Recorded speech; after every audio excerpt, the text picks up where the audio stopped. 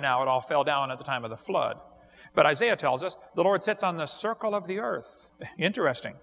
3,000 years ago, the Bible said the earth is round. Christians have never taught the earth is flat. Some heathens have believed that and tried to blame it on the Christians, but we've always known the earth is round. But then it says He stretched out the heavens. 17 times in the Bible it says He stretches out the heavens. Maybe that's why we have a red shift in astronomy. And people say, how did the light get from the stars to here? Oh, you got it all backwards. The Bible says God made the earth first and then the stars. So the question is, how did the stars get from here to there? Not how did the light get from there to here? Cover more on that on video 7. But He stretched out the heavens. Interesting. Today's atmosphere that we're breathing has 6 layers. Troposphere, stratosphere, mesosphere, thermosphere, exosphere, and ionosphere. There used to be a 7th layer. It was a layer of water or ice above the atmosphere. I don't know what it was because it's gone now. Okay, all we can do is make a theory about it. This is called the canopy theory, which says there was a layer of water or ice, probably ice, above the atmosphere. I happen to believe it's probably 10 or 20 inches of ice, super cold ice, suspended by the magnetic field. This ice or water would block out UV light, some of it. It would increase air pressure. Today the air is about 100 miles thick. It would squeeze it all down probably to 10 or 20 miles and double the air pressure on the surface.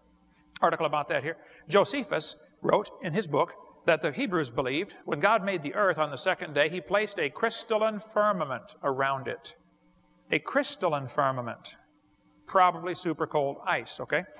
There was not only a canopy of water above the earth, there was water in the crust of the earth. Psalm 24 says, the earth is the Lord's. He founded it upon the seas and established it upon the floods. See, most of the water that's now in the oceans used to be in the crust of the earth. Psalm 136 says He stretched out the earth above the waters. It's not the way it is today.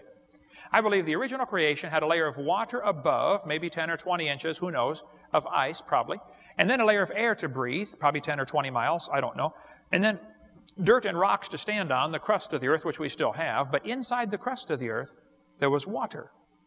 That's the water that came shooting to the surface when the fountains of the deep broke open.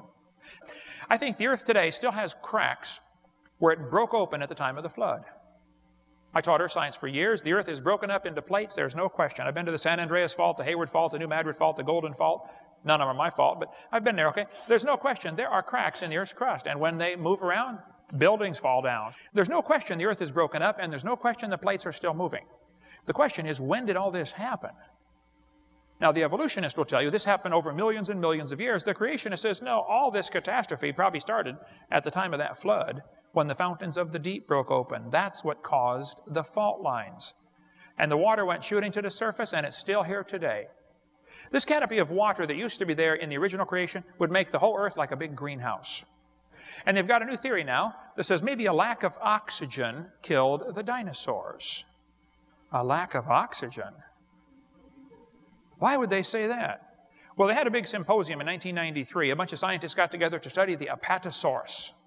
And they said, folks, we've got a problem. An 80-foot Apatosaurus had nostrils the same size as a horse. How is an 80-foot animal going to get enough air through nostrils the same size as a horse?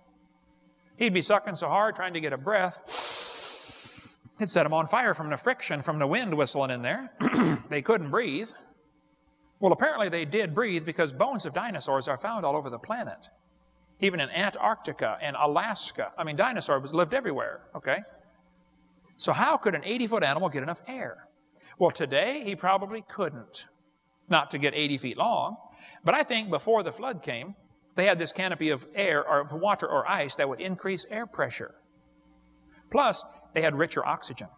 You know, when they drill into the amber, how many saw the movie Jurassic Park, you know, where they drilled in to get the mosquito blood out?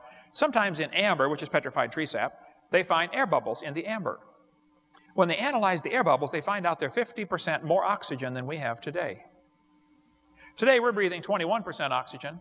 Amber bubbles have 32% oxygen. Did you know if you lived in a world with double the air pressure and 50% more oxygen, just breathing would be exciting? Adam would go, wow, that was fun. Hey, Eve, let's do that again. Ready, go. The earth had more oxygen in the past than it does now. Now, you kids are going to be told in textbooks that the earth had no oxygen at the beginning when life was evolving, called a reducing atmosphere. That is baloney. We cover all that about video 4, about how life began. It could not have evolved with oxygen or without oxygen. But if you double the air pressure and increase oxygen, not only does your hemoglobin take on oxygen like it's supposed to, your plasma will get oxygen saturated, which means you could run hundreds of miles without getting tired. Adam and Eve didn't need a car. They could run to Grandma's. I think before the flood came, I think things were a whole lot different. With increased oxygen, you would heal up much faster. In the pre-flood world, if they had to double the air pressure and increased oxygen, you would just be full of energy all the time. There's a guy in Japan started raising tomato plants with pressurized carbon dioxide. You know, plants breathe CO2, not oxygen. His tomato plant grew faster than normal. When it was 2 years old, it was 16 feet tall and produced 900 tomatoes. They moved it to a shopping center and built scaffolding to hold the branches up. They said, you know, this thing might produce 10,000 tomatoes. This is one tomato plant. It ended up growing 40 feet tall and producing 15,000 tomatoes off one plant. This layer of water above the earth would act as a barrier that would block out UV light and X-rays and other harmful things that come from the sun. See, the sun produces a lot of stuff besides light. It produces X-rays and gamma rays and beta rays, and all them ray boys come down here, and they're pretty hard on your carcass. X-rays particularly are dangerous. How many have ever had an X-ray before? I broke 9 bones growing up. My brother broke 21. We played rough in our neighborhood. But a lot of people don't realize the sun X-rays us every day. We're being X-rayed right now. Now, concrete will stop X-rays and water will stop X-rays, but this roof on this church will not stop X-rays. They're coming right through the roof and right through your body. And you're being X-rayed as you sit there. But your skin feels the full force of these X-rays. And your body has to fix the damage. I mean, you fix millions of holes in your skin every single day. Millions of them. And after 50 or 60 years, or 70 or 80 for sure, everybody around you starts to notice you are losing the battle for damage control. Your skin begins to wrinkle up. You say, Brother Hovind, I don't want to get old and wrinkled. Okay. If you don't want to get wrinkled, there are 3 things you can do about it. Number 1, you can die early. Number 2, you can carry a lead or a concrete umbrella over your head at all times. Do not ever get exposed to the X-rays. You say, well, Brother Hovind, I don't want to get old and wrinkled. Oh, I'm sorry. If you get old, you're going to get wrinkled, okay? You might as well get ready for it. But that didn't happen before the flood. The Bible says before the flood came, they lived to be over 900 years old and probably didn't wrinkle. One guy is going around, claims he's a creationist. He says, now, folks, they didn't really live to be 900. They counted every month as a year. They used a lunar calendar, and you have to divide those numbers by 12. Wow, that's an even bigger miracle. Enoch was 65 when he begat Methuselah.